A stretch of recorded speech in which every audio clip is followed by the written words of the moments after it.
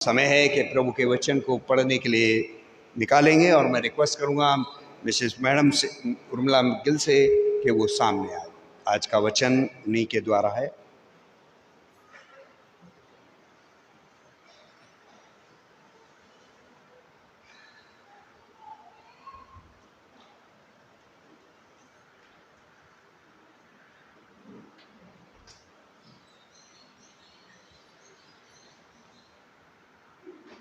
सबको जय मसीह की। परमेश्वर की स्तुति हो, महिमा हो कि आज का दिन परमेश्वर ने हमारे जीवन में दिखाया और जिंदों के ज़मीन पर जिंदा रखा। मैं प्रभु का धन्यवाद देती हूँ। साथ ही मैं अपने पासबान का धन्यवाद देती हूँ कि समय समय पर वो मेरे जीवन को बदलने का मौका देते हैं। परमेश्वर का कलाम सुनाना कोई आसान काम नहीं है। जब वो मुझसे कहते हैं, चाहे अचानक से कहें चाहे पहले से कहें, तब हर बार परमेश्वर मेरे जीवन में एक अद्भुत काम करता है और मैं महसूस करती हूँ उस चीज़ को कि परमेश्वर, क्या सच में मेरे जीवन में तेरी ये इच्छा थी। आज जब वो बच्चा प्रेजेंट वर्शिप करवा रहा था तो प्रभु ने मुझे छुआ, प्रभु ने मुझसे बातचीत किया। उसके हर एक शब्द ऐसे तीर की तरह मेरे जीवन में लगा और मैंने महसूस किया कि इस गाने को हम हमेशा गाते हैं, लेकिन कभी उसके मतलब को नहीं समझ पाए। आज प्रभु ने उसके मतलब को समझाया। हम कहते हैं कि प्रभु तू हमारे बीच में उपस्थित हो, लेकिन हमारा प्रभु इतना महान है, वो इतने पवित्र, इतने ऊंचे स्थान पर है कि हम में इतनी हिम्मत नहीं होती कि हम अपनी आंखों को उसकी ओर उठा सकें और हम कहते हैं कि प्रभु हमारे बीच में उपस्थित हो। कैसे? आज मैंने इस चीज़ पर विचार किया कि हम कैसे ये बात कह देते हैं कि तुम्हारे बीच में उपस्थित हो, अपने अंदर बिना झांके। प्रभु का धन्यवाद हो कि वो क्षमा का सागर है, माफ़ी देने वाला परमेश्वर है। हर बार वो हमें माफ़ करता है। जैसे एक बाप अपने बच्चे को, वैसे वो हमें माफ़ करके और हमारे बीच में आ जाता है। वैसे ही जैसे एक बच्चा गंदगी में खेल के आता है और एक माँ उसको ऐसे छोड़ नहीं सकती है, आती है उसके पास, वैसे ही हमारा परमेश्वर आता है। आइए हम सब अपने आँखों को बंद करें और प्रभु से प्रार्थना करें, समझ मांगे कि आज का कलाम वो हमसे क्या बोलना चाहता है। स्वर्ग और पृथ्वी के मालिक, एक बार फिर से तेरे चरणों में आए खुदा, तुझे धन्यवाद देने के लिए, तेरी मोहब्बत के लिए और तेरी क्षमा के लिए प्रभु, जो हर पल हर क्षण हमारे जीवन में तू करता रहता है। परमेश्वर, मैं अपने लिए प्रार्थना करती हूँ। मैं बिल्कुल शून्य हूँ प्रभु, कुछ भी नहीं जानती हूँ और मैं नहीं जानती परमेश्वर कि आज तू मुझ में होकर के अपने लोगों को क्या बताना चाहता है। प्रभु, मैं अपने आप को पूरी तरीके से तेरे हाथों में सौंप देती हूँ। मुझे धो, साफ कर, पाक कर और अपने योग्य कर। परमेश्वर, मेरा ज़ुबान, मेरा शरीर, मेरी आत्मा, मेरी बुद्धि, मेरा ज्ञान, मेरा समझ, सब कुछ शून्य है और तेरे हाथों में। प्रभु परमेश्वर, तू यहाँ पर उपस्थित हो करके अपने बच्चों से बोल और बातचीत कर। परमेश्वर, अपने भेदों को हम पर प्रकट कर। सारी आदर और सारी महिमा खुदावन बापा आसमानी हम तुझे देते हैं, क्योंकि सिर्फ और सिर्फ तू ही इसके योग्य है। इस विनती को यीशु ख्रिस्ट के नाम से चाहती हूँ, आमीन। मैं प्रभु का धन्यवाद देती हूँ।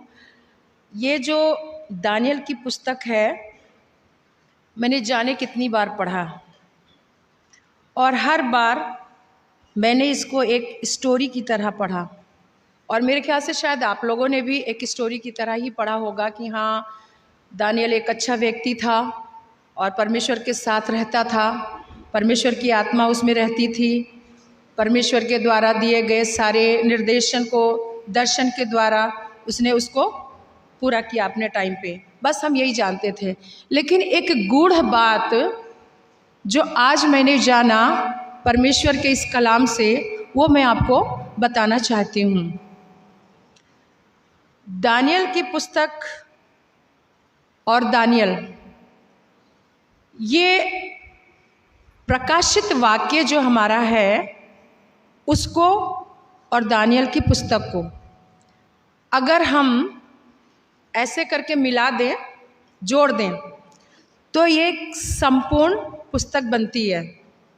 ये मैं नहीं कह रही हूँ, क्योंकि मैं तो अज्ञानी हूँ, मैं तो इतना स्टडी नहीं की हूँ, लेकिन परमेश्वर के दास जब परमेश्वर के सामने घुटनों पर आते हैं और मनन करते हैं, तब परमेश्वर अपने भेदों को उनके अंदर डालता है।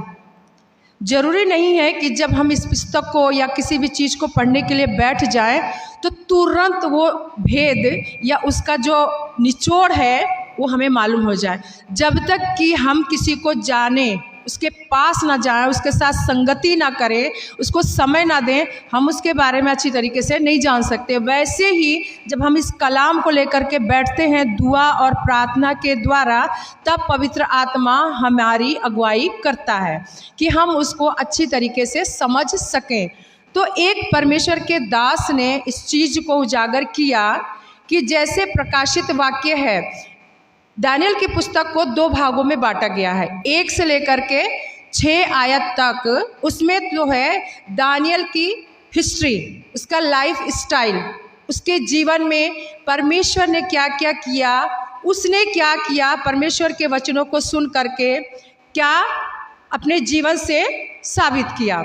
ये 1 से लेकर के 6 आयत तक है और 7 आयत से लेकर के 12 आयत तक उसमें सिर्फ और सिर्फ परमेश्वर के द्वारा दिए गए दर्शन और उनके भेदों के बारे में है। मैं सच बताऊं, मैंने दानियल के पुस्तक की पूरी स्टडी आज नहीं किया और मेरे अंदर एक जिज्ञासा आ रही है कि क्यों मैं 2 दिन पहले से नहीं बैठी। अगर मुझे इसी पर बोलना था, मुझे इस पर नहीं बोलना था, मैं नहीं जानती थी कि मुझे किस पर बोलना है। लेकिन मैं परमेश्वर का धन्यवाद देना चाहती हूँ कि जब जब प्रभु जिस चीज़ को चाहता है वही मेरे मुंह में डालता है। तो शायद आज परमेश्वर की ये योजना थी, उसकी इच्छा थी कि मैं दानियल के जीवन पर प्रकाश डालूं।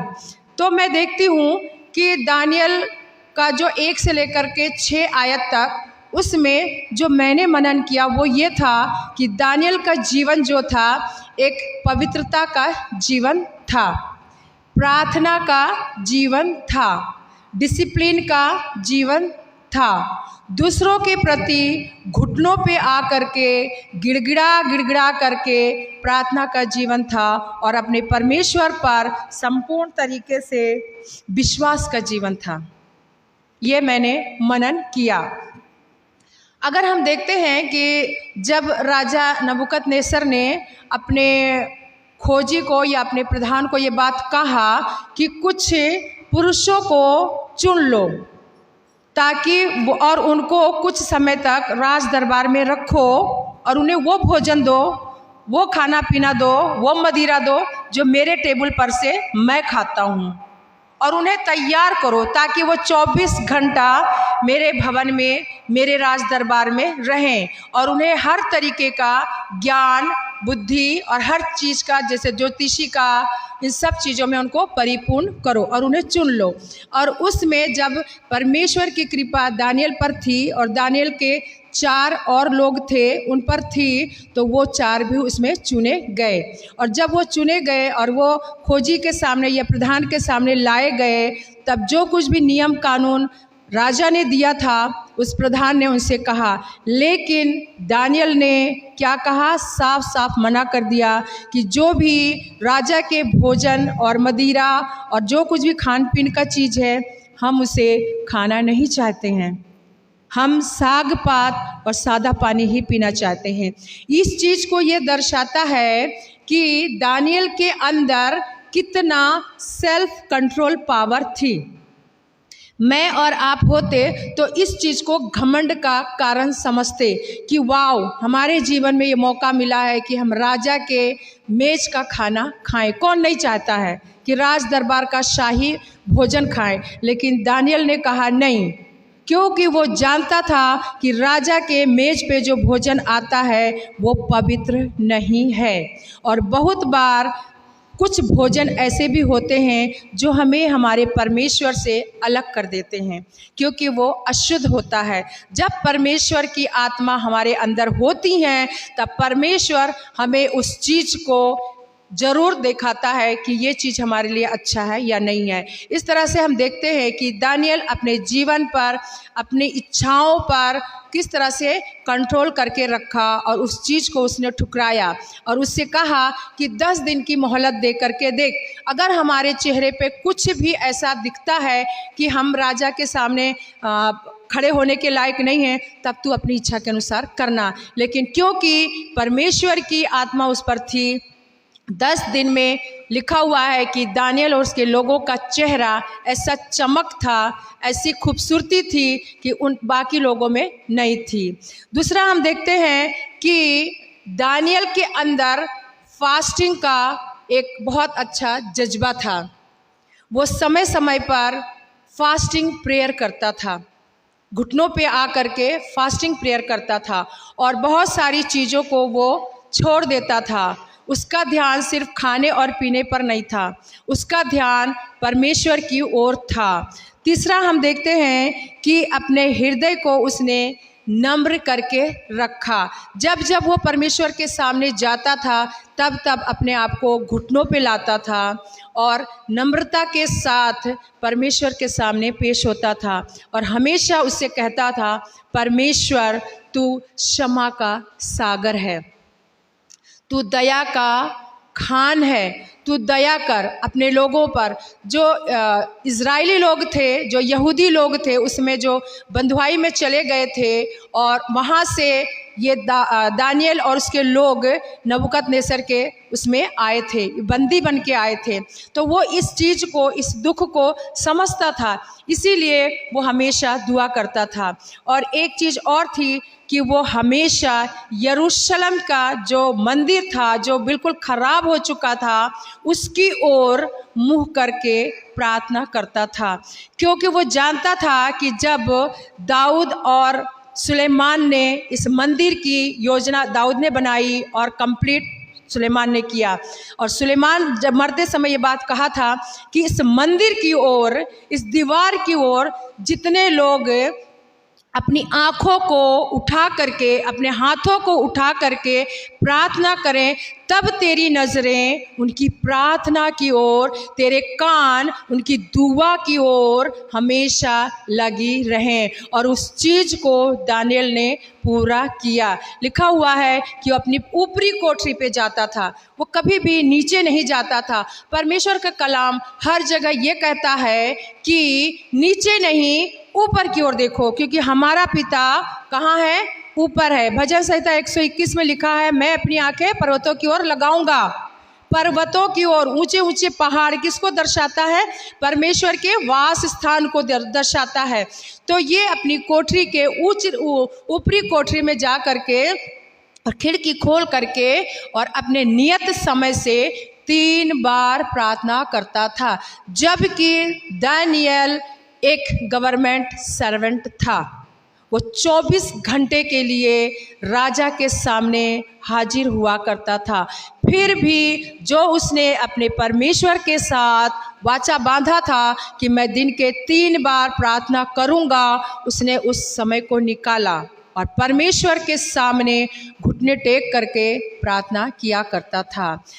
चौथा हम देखते हैं कि उसका जीवन जो था वो प्रार्थना का जीवन था। वो सिर्फ अपने लिए प्रार्थना कभी नहीं करता था, कभी नहीं अपने लिए बस प्रार्थना किया कि मुझे तू बुद्धि दे, किया, प्रार्थना किया अपने लिए। जब जब वो परीक्षा में पड़ा, किस तरह का परीक्षा पड़ा? जब राजा ने इतने लोगों को ट्रेनिंग करवाया और जब जब राजा ने उसके टाइम पे कम से कम नहीं तो 3 या 4 राजा बदले। नबूकदनेस्सर आया, उसके बाद उसका बेटा आया, बेलशस्सर आया, उसके बाद दूसरा राजा आया, और वो लिखा हुआ है, मैंने बताया आपको 7 से लेकर के 12 आयत तक दर्शन से भरा हुआ है। और ऐसे ऐसे दर्शन जिसका स्वप्न, जिसका जवाब पाना, उसका फल पाना नामुमकिन था। और लिखा हुआ है कि दानियल का नाम सबसे ऊपर था। लोग कहते थे कि दानियल के अंदर जीवित परमेश्वर, ईश्वरों के ईश्वर की आत्मा वास करती है।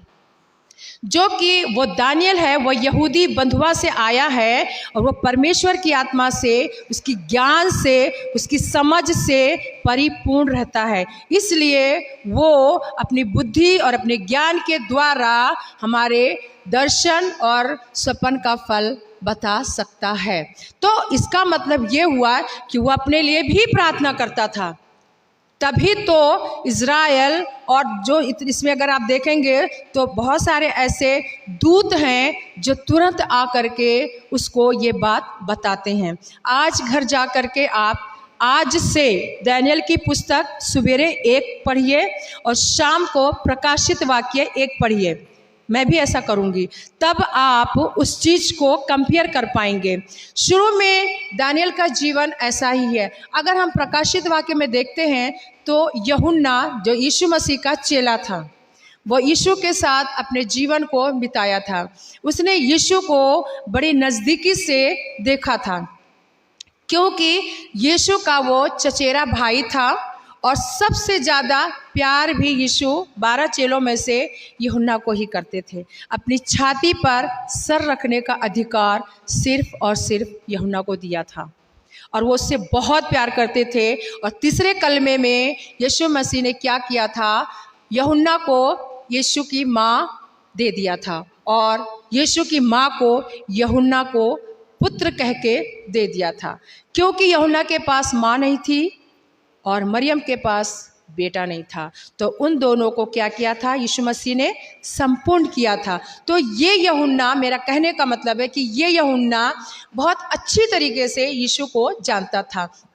जब यीशु इस दुनिया से चले गए थे तब यीशु ने ही, परमेश्वर के पुत्र ने ही यूहन्ना को वो सारे दर्शन दिए जो प्रकाशित वाक्य में है।